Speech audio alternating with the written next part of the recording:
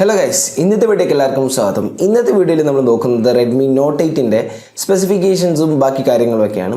അപ്പം ഈ ഒരു സ്മാർട്ട് ഫോണിനെ പറ്റി പറയുകയാണെങ്കിൽ Redmi ബഡ്ജറ്റ് സെഗ്മെന്റിൽ പുറത്തിറക്കുന്ന കുറേ നാളുകൾക്ക് ശേഷം പുറത്തിറക്കുന്ന ഒരു സ്മാർട്ട് ഫോണാണ് Redmi Note 8 എന്ന് പറയുന്നത്. ഈ ഒരു സ്മാർട്ട് ഫോണിൻ്റെ 4GB വേരിയൻറ്റിന് വെറും 10,000 രൂപയാണ് വില വരുന്നത്.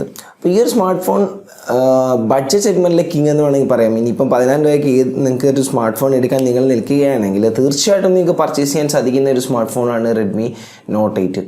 എന്തുകൊണ്ടും 10,000 രൂപയ്ക്ക് നിങ്ങൾക്ക് കിട്ടാവുന്നതിൽ വെച്ചിട്ട് ഏറ്റവും മാക്സിമം സ്പെക്സ് ഈ ഒരു സ്മാർട്ട് ഫോണാണ് നിലവിൽ ഉള്ളത്. അപ്പോൾ ഈ ഒരു സ്മാർട്ട് ഫോണിൻ്റെ ഡിസ്പ്ലേ പറ്റി പറയുകയാണെങ്കിൽ 6.39 ഇഞ്ചിൻ്റെ ഒരു ഫുൾ HD+ ഡിസ്പ്ലേ നമുക്ക് ലഭിക്കുന്നുണ്ട്.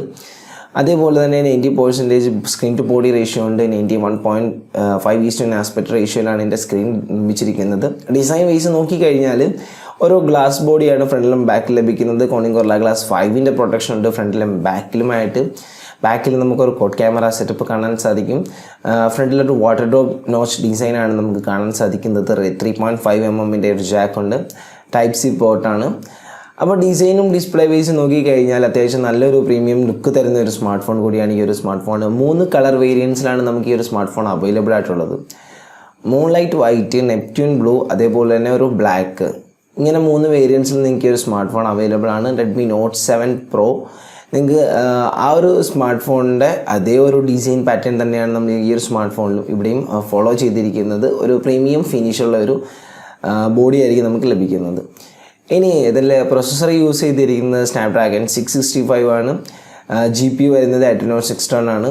അപ്പം അത്യാവശ്യം നല്ലൊരു പ്രൊസസ്സറാണ് സ്നാപ്ഡ്രാഗൺ 665. പിന്നീട് ഇതിൻ്റെ ക്യാമറ സെഗ്മെൻറ്റിലേക്ക് വരികയാണെങ്കിൽ നമുക്ക് ബാക്കിലൊരു കോഡ് ക്യാമറ സെറ്റപ്പാണ് കാണാൻ സാധിക്കുന്നത്. 48MP ഒരു പ്രൈമറി ക്യാമറ. അതിൻ്റെ അപ്പർച്ചർ വരുന്നത് f1.79. അതേപോലെ തന്നെ 8MP ultra wide. Field view വരുന്നത് 120 ഡിഗ്രി. അപ്പർച്ചർ വരുന്നത് f2.2. അതേപോലെ തന്നെ 2+2MP ഒരു മാക്രോ ലെൻസും അതിൻ്റെ അപ്പർച്ചർ f2.4ഉം അതേപോലെ തന്നെ 2MP ഡെപ്ത് സെൻസിങ്ങും.